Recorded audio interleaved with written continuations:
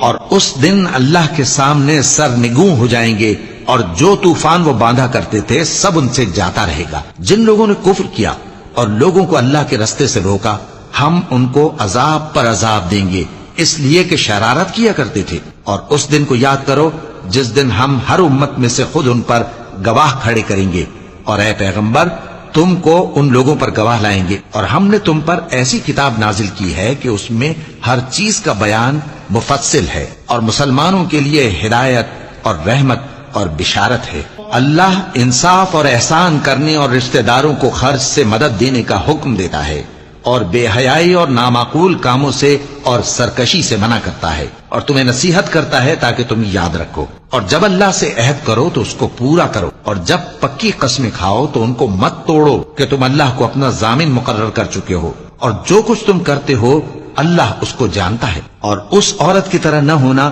جس نے محنت سے تو سود کاتا پھر اس کو توڑ کر ٹکڑے ٹکڑے کر ڈالا، کہ تم اپنی قسموں کو آپس میں اس بات کا ذریعہ بنانے لگو کہ ایک گروہ دوسرے گروہ سے زیادہ غالب رہے۔ بات یہ ہے کہ اللہ تمہیں اس سے آزماتا ہے، اور جن باتوں میں تم اختلاف کرتے ہو قیامت کے دن اس کی حقیقت تم پر ظاہر کر دے گا۔